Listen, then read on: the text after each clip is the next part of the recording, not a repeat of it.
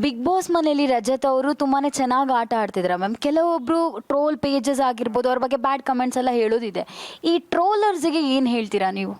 ನಾನು actually initially ಏನು ಮಾಡಿದೆ ಅಂದರೆ, ತುಂಬ ಟ್ರೋಲ್ ಪೇಜಸ್ ತುಂಬ ಟೋನ್ ಮಾಡೋಕ್ಕೆ ಸ್ಟಾರ್ಟ್ ಮಾಡಿದರು. ಅಂದರೆ ತುಂಬ ಅವ್ರ ಪರ್ಸ್ನಲ್ ವಿಷಯಸ್ ಆಗಲಿ, ನಮ್ಮದು ಪರ್ಸ್ನಲ್ ವಿಷಯಗಳಾಗಲಿ ಎಲ್ಲ ತೊಗೊಂಡು ಏನೇನೋ ಹಿಂಸೆ ಮಾಡೋದು, ಅದು ಮಾಡ್ತೀವಿ ಇದು ಮಾಡ್ತೀವಿ ಅಂತ ಏನೇನೋ ಹೇಳೋದು, ಆಮೇಲೆ ಹೆಸರು ಹಾಳು ಮಾಡ್ತೀವಿ ಹಾಗೆ ಹೀಗೆ ಅಂತೆಲ್ಲ ಹೇಳ್ತಿದ್ರು.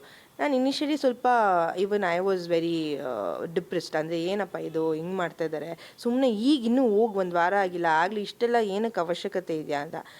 ನಾನೇನು ಮಾಡಿದೆ, ನಾನೇ ಖುದ್ದಾಗೆ ಮೆಸೇಜ್ ಮಾಡಿದೆ ಎಲ್ರಿಗೂ. ಏನು ಸಿಗ್ತಾ ಇದೆ ನಿಮ್ಗೆ ಈ ಥರ ಎಲ್ಲ ಮಾಡೋದ್ರಿಂದ? ಓಕೆ, ವಾಟ್ ಆರ್ ಯು ಗುಣ ಗೇನ್ ಅಂತ? ಏನು ದುಡ್ಡಿಗೋಸ್ಕರ ಮಾಡ್ತಿದ್ದೀರಾ ಅಥವಾ ಏನಕ್ಕೆ ಮಾಡ್ತಾ ಇದ್ದೀರಾ ಅಂತ. ಆ ಥರ ಎಲ್ಲ ಇನ್ನೊಬ್ರು ಯಾರೋ ದುಡ್ಡು ಕೊಟ್ಟು ಹಿಂಗೆ ಮಾಡಿಸ್ತಾ ಇದ್ದಾರೆ, ಅವ್ರು ಯಾರೋ ದುಡ್ಡು ಕೊಟ್ಟು ಹೀಗೆ ಮಾಡಿಸ್ತಾ ಇದ್ದಾರೆ, ಯಾರು ಅಂತ ಕೇಳಿದ್ರೆ ಅವ್ರ ಹೆಸರು ಹೇಳ್ತಾ ಇರಲಿಲ್ಲ. ಆ್ಯಸ್ ಲೈಕ್ ಆಯಿತು, ಒಂದು ಕೆಲಸ ಮಾಡಿ, ಎಷ್ಟು ಇಸ್ಕೊಳಕ್ಕಾಗುತ್ತೋ ಅವ್ರ ಹತ್ರನೇ ದುಡ್ಡು ಇಸ್ಕೊಂಡು ಸುಮ್ಮನೆ ಆಗಿಬಿಡಿ. ನಿಮ್ಗೆ ಏನು ಬೇಕೋ ಅದನ್ನು ಮಾಡ್ಕೊಳ್ಳಿ. ನನಗೆ ಯಾಕೆ ಟಾರ್ಚರ್ ಮಾಡ್ತಾ ಇದ್ದೀರಾ? Why are you texting me? ನೀವು ಅವ್ರ ಹತ್ರ ದುಡ್ಡು ಇಸ್ಕೊತಾ ಇದ್ದರೆ, ಅವ್ರೇನೋ ಮಾಡ್ತಾ ಇದ್ದರೆ, ಅವ್ರು ಒಳಗಡೆ ಇದ್ದಾರೆ, ಇವ್ರು ಯಾರೋ ದುಡ್ಡು ಕೊಡ್ತಾ ಇದ್ದಾರೆ, ನಾನೇನು ಮಾಡಿದ್ದೀನಿ ಮಧ್ಯದಲ್ಲಿ? So why are you guys torturing me and my kids? ನನ್ನ ಮಕ್ಳ ಪೇಜಸಲ್ಲಿ ಎಷ್ಟು ಬ್ಯಾಡಾಗೆ ಟೆಕ್ಸ್ಟ್ ಮಾಡ್ತಾಯಿದ್ರು, ಏನೇನೋ ಕೆಟ್ಟದಾಗಿ ಮಾಡ್ತಾಯಿದ್ರು, ಯಾರ್ಯಾರನೋ ಲಿಂಕ್ ಮಾಡ್ಕೊಂಡು ಮಾತಾಡ್ತಾಯಿದ್ರು. ನಂದು ಐ ವಾಸ್ ಲೈಕ್ ಎಲ್ಲರನ್ನೂ ಆಮೇಲೆ ಏನು ಮಾಡಿದೆ ಅಂದರೆ, ನಾನೆಲ್ಲ ಆ ಥರ ಮಾಡೋರ್ನೆಲ್ಲ ಅವ್ರ ಪೇಜಿಂದನೂ ಬ್ಲಾಕ್ ಮಾಡಿಸಿಸ್ಬಿಟ್ಟೆ, ನನ್ನ ಪೇಜಿಂದನೂ ಬ್ಲಾಕ್ ಮಾಡಿಸಿಸ್ಬಿಟ್ಟೆ. ಐ ವಾಸ್ ಲೈಕ್, ನನಗೆ ಪೀಸ್ ಬೇಕಷ್ಟೇ, ಇನ್ನೇನಿಲ್ಲ. ನನಗೆ he is proving what he is and I know what he is, our family knows what he is. So ಯಾರೇ ಬಗ್ಗೆ ಯಾರೇ ಮಾತಾಡಿದ್ರು ಏನೂ ಡಿಫ್ರೆನ್ಸ್ ಆಗಲ್ಲ. ಈಗ for example Mokshitha they doing such a big scene. ಅದನ್ನು ಕಣ್ಣಾರೆ ನೋಡಿದವ್ರು ಯಾರಿದ್ದಾರೆ? ಮಾತಾಡಿದವ್ರು ಯಾರಿದ್ದಾರೆ? ಫಸ್ಟ್ ಟೈಮು ನೀವು ಅಬ್ಸರ್ವ್ ಮಾಡಿದ್ದೀರೋ ಇಲ್ವೋ, ಆ ಪೋಸ್ಟನ್ನ ಹಾಕಿದವರು ಆ ಕಮೆಂಟ್ ಸೆಕ್ಷನ್ನ ಆಫ್ ಮಾಡಿದ್ದಾರೆ. So what is the reason for offing the comment section? So ಇದನ್ನು ಯಾರು ಸತ್ಯವಾಗಿ ಪ್ರತ್ಯಕ್ಷವಾಗಿ ನೋಡಿರೋರು ಯಾರಿದ್ದಾರೆ? ಸೊ ಪಾಪ ಆ ಹುಡುಗಿ ಬಂದು ಆಚೆ ನೋಡಿದ್ರೆ ಎಷ್ಟು ಬೇಜಾರಾಗ್ಬೋದು ಆ ಹುಡುಗಿಗೆ. ಅವ್ರ ಮನೇಲಿ ಒಬ್ಬರು ತಮ್ಮ ಇದ್ದಾರೆ, ಹೋಯ್ತು ಅಲ್ವಾ? ಯಾವ್ಯಾವ ಪೇಜಸ್ ಇದೆಯೋ ಎಲ್ಲರಿಗೂ ಹಿಡ್ಕೊಂಡು ಜಡಿತಾರೆ ಆಮೇಲೆ. ಸೊ ಇಟ್ ಇಸ್ ಆಲ್ ಇದೆಲ್ಲ ನೆಸೆಸಿಟಿ ಇಲ್ಲ.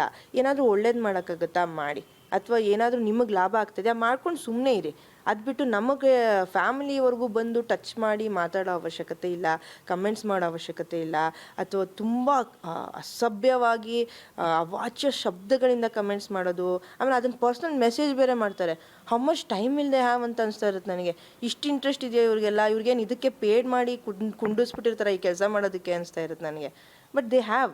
ನಾನು ಕೇಳ್ಪಟ್ಟೆ, ಆ ಥರ ಒಂದು ಟ್ರೂಪೇ ಇರುತ್ತಂತೆ ಅವ್ರಿಗೆ, ಇದೇ ಕೆಲಸ ಅಂತೆ. ಅಂದರೆ ಇಷ್ಟಿಷ್ಟು ಅಮೌಂಟ್ ಪೇ ಮಾಡಿದ್ರೆ ಇಷ್ಟಿಷ್ಟು ಕಮೆಂಟ್ಸು, ಇಷ್ಟಿಷ್ಟು ಬ್ಯಾಡ್ ಕಮೆಂಟ್ಸು, ಬ್ಯಾಡ್ ಕಮೆಂಟ್ಸ್ಗೆ ಇಷ್ಟು ರೂಪಾಯಿ, ಕೆಟ್ಟ ಕಮೆಂಟ್ಸ್ಗೆ ಇಷ್ಟು ರೂಪಾಯಿ, ಬರೀ ಅವ್ರ ಹೆಸ್ರು ಹಾಕೋದಕ್ಕೆ ಇಷ್ಟು ಕಾಸು, ಆ ಥರ ಏನೇನೋ ಇದೆ ಒಳಗಡೆ. Something all is running. So I was like, ಜನರದ್ದು ಆಶೀರ್ವಾದ ಇದೆ. ಜನರು ಇವಾಗ ನೋಡಿ ಅವ್ನ ಕಮೆಂಟ್ಸು, ಇನಿಷಿಯಲಿ ಇದ್ದಿದ್ದಕ್ಕೂ ಈಗಿರೋದಕ್ಕೂ it is all genuine comments and it is all genuine accounts and I am happy for that. So I am happy for that. So ಅದ್ರದ್ದೇ ನನಗೆ ಟೆನ್ಷನು ಇಲ್ಲ, ಇವಾಗ ಪ್ರಾಬ್ಲಮ್ಮು ಇಲ್ಲ. ರಜತ್ ಅವರು ನಾಮಿನೇಟ್ ಆದಾಗ ವೋಟಿಂಗ್ ಲೈನ್ ಅಂತ ಓಪನ್ ಆಗಿರುತ್ತೆ ಮ್ಯಾಮ್. ಯಾವ ರೀತಿ ನೀವು ಇದೆಲ್ಲ ಪ್ರಿಪ್ರೇಷನ್ ಇರುತ್ತೆ? ಎಲ್ಲರ ಹತ್ರ ಹೋಗಿ ಹೇಳೋದಿದೆಯಾ ವೋಟ್ ಹಾಕಿ ಅಂತ ಹೇಳಿ? ಯಾವ ರೀತಿ? ಆ್ಯಕ್ಚುಲಿ ಎಲ್ಲರ ಹತ್ರ ಹೋಗಿ ನಾನು ಹೇಳೋದಿಲ್ಲ, ನಾನು ಓಟ್ ಹಾಕಿ ಆ ಥರ ಎಲ್ಲ. ನನಗೆ ಪರಿಚಯ ಇದ್ದವ್ರಿಗೆ ಹೇಳ್ತೀನಿ. And we have our own groups, ಅದು ಇದು. ಆಮೇಲೆ ನಮ್ಮ ಅತ್ತೆ ಟೀಚರ್ ಆಗಿರೋದ್ರಿಂದ ಅವ್ರಿಗೆ ತುಂಬ ಸ್ಟೂಡೆಂಟ್ಸ್ ಇದ್ದಾರೆ. ಸೊ ಅವರೂ ಎಲ್ಲರೂ ಸಪೋರ್ಟ್ ಮಾಡ್ತಾ ಇದ್ದಾರೆ. ಅದಲ್ಲದೆ ಟೀಚರ್ಸ್ ಬೇರೆ ಸ್ಕೂಲ್ಸಲ್ಲಿ ಬೇರೆ ಇದರಲ್ಲಿ ಟೀಚರ್ಸ್ ಆಗಿದ್ದಾರೆ, ಅವರು ಸಪೋರ್ಟ್ ಮಾಡ್ತಾ ಇದ್ದಾರೆ. And we have a huge friends gang only. ನಮಗೆ ಫ್ರೆಂಡ್ಸ್ ಅನ್ನೋದೇ ತುಂಬ ಯೂಜ್ ಆಗಿದೆ. ಅಂದರೆ ತುಂಬ ಜನ ಅವ್ನ ಫ್ರೆಂಡ್ಸ್ ಆಗಲಿ ಎಲ್ಲರೂ ಆಗಲಿ, ಏನು ಮಾಡ್ಬೇಕು ಹೇಳಿ ಅಕ್ಕ, ಹೆಂಗೆ ಮಾಡಬೇಕು, ನಾವು ಏನು ಮಾಡಬೇಕು ಅಂತ ತುಂಬ ಜನ ಸಪೋರ್ಟ್ ಮಾಡ್ಕೊಂಡು ಮಾಡ್ತಾಯಿದ್ದಾರೆ. And think we are very blessed with that. In fact ಅಂದರೆ ತುಂಬ ಜನಕ್ಕೆ ಆಚೆ ಫ್ಯಾಮಿಲಿಯವರು ಆಚೆಯವ್ರ ಹತ್ರ ಹೇಗೆ ಇಂಟ್ರ್ಯಾಕ್ಟ್ ಮಾಡೋದು ಅಂತ ಇರ್ತಾರೆ. ಬಟ್ ನಾನು ಹೇಳೋ ಅವಶ್ಯಕತೆ ಇಲ್ಲ, ಎಲ್ಲ ಹುಡುಗರೇ ಮಾಡ್ತಾಯಿದ್ದಾರೆ. ಅಂದರೆ ಅವ್ನ ಫ್ರೆಂಡ್ಸ್ಗಳೇ ಅವರವರೇ ಕ್ರಿಯೇಟ್ ಮಾಡಿಕೊಂಡು ಎಲ್ಲರೂ ಕಳಿಸ್ಕೊಂಡು ವೋಟ್ ಮಾಡಿಸೋದಾಗಲಿ. ಆ್ಯಂಡ್ ನಾನು ಈ ರೆಸಾರ್ಟ್, ವಿ ಓನ್ ಅ ರೆಸಾರ್ಟ್ ಇನ್ ಮಂಡ್ಯ, ಸೊ RG ರೆಸಾರ್ಟ್ಸ್ ಅಂತ. ಸೊ ಅಲ್ಲಿ ಹೇಗಾಗಿದೆ ಅಂದರೆ ಎಲ್ಲ ಬರ್ತಾ ಇರ್ತಾರಲ್ಲ ಕಸ್ಟಮರ್ಸ್, ಅವ್ರು ಕೊಡೋ ರೆಸ್ಪಾನ್ಸ್ ಅವರೇ ಹೇಳ್ತಿದ್ದಾರೆ ನನಗೆ, ನಾವು ರಜತ್ ಅವ್ರಿಗೆ ವೋಟ್ ಮಾಡ್ತಾಯಿದ್ದೀವಿ. ನಾನು ಇದುವರೆಗೂ ಯಾರೂ ಅವನನ್ನು ಅಪೋಸ್ ಮಾಡಿ ನಾವು ಇವ್ನಿಗೆ ಸಪೋರ್ಟ್ ಮಾಡ್ತಾರೆ, ನಾನು ಇವ್ನು ಇಷ್ಟ ಇಲ್ಲ ಅಂತ ಹೇಳ್ದವ್ರು ಇಲ್ಲವೇ ಇಲ್ಲ ಅನ್ಸುತ್ತೆ ನನಗೆ ಇದುವರೆಗೂ. ಎಲ್ಲೋ ತುಂಬ ವಯಸ್ಸಾದವರು ಅವ್ನು ಆಡ್ತಿರೋ ಇದಕ್ಕೆ ಅಯ್ಯೋ ಏನಮ್ಮ ಅಷ್ಟು ಕೋಪ ಅವನಿಗೆ, ಹಂಗೆ ಹಿಂಗೆ ಅಂತ ಬಯೋದಿದೆ. ಬಟ್ ಯೂತ್ಸ್ ಎಲ್ಲ ತುಂಬ ಇಷ್ಟಪಡ್ತಿದ್ದಾರೆ ಅವನ್ನ. So if I say or if I don't say, votes ಬಂದೇ ಬರುತ್ತೆ ಅನ್ನೋ ಕಾನ್ಫಿಡೆನ್ಸ್ ನನಗಿದೆ. So I am very happy with that. And ಎಲ್ಲ ತುಂಬ ಸಪೋರ್ಟ್ ಮಾಡಿ ಅಂದರೂ ಕೇಳ್ಕೊತೀನಿ, ಸಪೋರ್ಟ್ ಮಾಡಿ ಅವ್ರಿಗೆ ವೋಟ್ ಮಾಡಿ ಒಂದು ಹಿಸ್ಟ್ರಿ ಕ್ರಿಯೇಟ್ ಆಗೋ ಥರ ಎಲ್ಲರೂ ಹೆಲ್ಪ್ ಮಾಡಿ. ಬಿಗ್ ಬಾಸ್ಗೆ ರಜತ್ ಅವರು ವೈಲ್ಡ್ ಕಾರ್ಡ್ ಆಗಿ ಎಂಟ್ರಿ ಆಗಿದ್ದಾರೆ.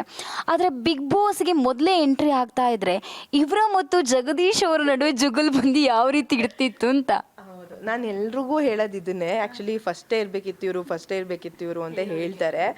ಬಟ್ ರಂಜಿತ್ ಅವ್ರು ವೇಟ್ ಮಾಡಿದಷ್ಟು ರಜತ್ ವೇಟ್ ಮಾಡ್ತಿರಲಿಲ್ಲ ಅನಿಸುತ್ತೆ, ಅಥವಾ ಜಗದೀಶ್ ಅವ್ರು ಇವ್ರ ಜೊತೆ ಫ್ರೆಂಡ್ ಆಗಿಬಿಡ್ತಿದ್ರೋ ಏನೋ ಗೊತ್ತಿಲ್ಲ, ಅಥವಾ ಆಪೋಸಿಟ್ ಆಗಿದ್ರು ಅಂತೂ it would be even more worst ಅನ್ಸುತ್ತೆ ನನ್ನ ಪ್ರಕಾರ. ಬಿಕಾಸ್ ರಜತ್ ಅಷ್ಟೆಲ್ಲ ಸಹಿಸ್ಕೊಂಡು ತಡ್ಕೊಂಡು ಇರೋ ಅಂಥ ಮನುಷ್ಯ ಅಲ್ವೇ ಅಲ್ಲ. So something worst would have happened. Probably Bigg Boss ಇಷ್ಟಿಲ್ಲೇ ಆಗದಿರೋ ಥರದ್ದು ಏನಾದ್ರು ಆಗ್ಬೋದಿತ್ತು ಅನಿಸುತ್ತೆ. ಸೊ ನಮ್ಮ ದೇವರು ಎಲ್ಲ ಮಾಡೋದು ಒಳ್ಳೇದಕ್ಕೆ ಅಂತ ಅನ್ನೋ ರೀತಿ ವೈಲ್ಡ್ ಕಾರ್ಡಲ್ಲಿ ಹೋಗಿರೋದೇ ಒಳ್ಳೇದು ಅನ್ಸುತ್ತೆ ನನ್ನ ಪ್ರಕಾರ. ಎಲ್ರಿಗೂ ಇನ್ನೊಂದು ಕ್ವಶನ್ ಇದೆ, ರಜತ್ ಅವ್ರ ಹೆಂಡತಿ ಏನು ಮಾಡ್ತಾ ಇದ್ದಾರೆ ಅನ್ನುವಂಥದ್ದು. ಏನು ಮಾಡ್ತಾ ಇದ್ದೀರಾ ಮ್ಯಾಮ್ ನೀವು? ಆ್ಯಕ್ಚುಲಿ ನಾನು ಫಸ್ಟ್ MNC ವರ್ಕ್ ಮಾಡ್ತಾಯಿದ್ದೆ, ಕಂಪ್ನಿಲಿ ವರ್ಕ್ ಮಾಡ್ತಾಯಿದ್ದೆ. ಅದು ಬಿಟ್ಟು ವೀಕೆಂಡ್ಸ್ ಶೋಸ್ ಯಾವುದೇ ಇದ್ರೂ ನಾವು ವೀಕೆಂಡ್ಸೇ ಮಾಡ್ತಾಯಿದ್ದಿದ್ದು. ಅದು ಬಿಟ್ಟು ಇವಾಗ ಏನಾಗಿದೆ ಅಂದರೆ MNCಲಿ ನನಗೆ ಲೇ ಆಫ್ ಆಯಿತು. ಸೊ ಸಮ್ 50 ಎಂಪ್ಲಾಯೀಸ್ನ ಲೇ ಆಫ್ ಮಾಡಿದ್ರು, ಅದರಲ್ಲಿ ನಾನೊಬ್ಬಳಾಗಿದೆ. ಅದಾಗಿ 6 ಮಂತ್ಸ್ ಆಗಿದೆ. ಸೊ ಈಗ ಕಂಪ್ಲೀಟಾಗಿ ನಾನು ರೆಸಾರ್ಟ್ ನೋಡ್ಕೊತಾ ಇದ್ದೀನಿ. ಸೊ ರೆಸಾರ್ಟ್ ಇರೋದು ನಮ್ಮ ಚಿಕ್ಕಪ್ಪ ಹ್ಯಾಂಡ್ ಓವರಲ್ಲೇ, ಸೊ ಅವ್ರದ್ದೇ ಸ್ವಂತ ಅದು. ಸೊ ಅದ್ರದ್ದು ಮೇಂಟೆನೆನ್ಸ್ ಅಕೌಂಟ್ಸಿಂದ ಹಿಡಿದು ನಾನೇ ಮೇಂಟೈನ್ ಮಾಡ್ತಾ ಇರೋದು. ಸೊ ಇನ್ಫ್ಲುಯೆನ್ಸರ್ಸಿಂದ ಹಿಡಿದು ಮಾರ್ಕೆಟಿಂಗಿಂದ ಹಿಡಿದು everything is taken care of by me. ಅದು ಬಿಟ್ಟರೆ ಇನ್ನು 2 ಮಕ್ಳು ನೋಡ್ಕೊಳ್ಳೋ ಅಷ್ಟರಲ್ಲಿ ನಂದು ಅರ್ಧ ಕೆಲಸ ಮುಗಿದೋಗಿರುತ್ತೆ.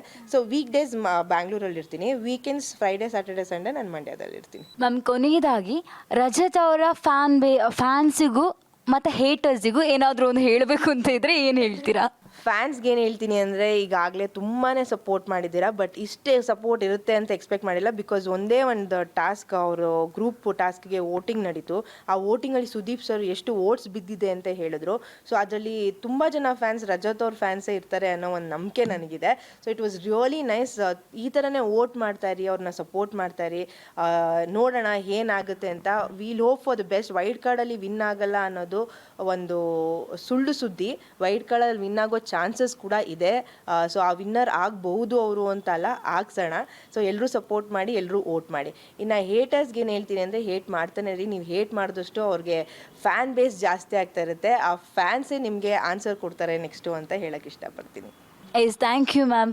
ಯಾರೆಲ್ಲ ಇವತ್ತು ನಮ್ಮ ಈ ಒಂದು ಪಬ್ಲಿಕ್ ನೆಕ್ಸ್ಟಲ್ಲಿ ನಮ್ಮ ಅಕ್ಷತ್ ಅವ್ರ ಜೊತೆ ಚಿಚಾಟ್ ನೋಡ್ತಾ ಇದ್ದೀರಾ, ಎಲ್ಲರೂ ಕೂಡ ರಜತ್ ಅವ್ರಿಗೆ ವೋಟ್ ಮಾಡುವ, ಅವರನ್ನು ಕೂಡ ಹಿಸ್ಟ್ರಿ ಕ್ರಿಯೇಟ್ ಮಾಡಿಸ್ಬೋದು, ನೋಡುವ ನಮ್ಮ ಚಾನಲಿಂದ ಏನಾದರೂ ಆಗುತ್ತಾ ಅಂತ ಹೇಳಿ. ತುಂಬಾ ಖುಷಿ ಆಯಿತು ma'am, thank you so much. ನೋಡಿದ್ರಲ್ಲ ವೀಕ್ಷಕರೇ, ಇದು ರಜತ್ ಅವರ ಮಡದಿ ಅಕ್ಷತ್ ಅವರು ಆಡಿರುವಂತಹ ಮಾತಿದಾಗಿದ್ದು. ಕ್ಯಾಮ್ರಾ ಪರ್ಸನ್ ಜಾನ್ ಅವ್ರ ಜೊತೆ ಚೈತನ್ಯ ಕೊಟ್ಟಾರಿ, ಪಬ್ಲಿಕ್ ನೆಕ್ಸ್ಟ್ ಬೆಂಗಳೂರು.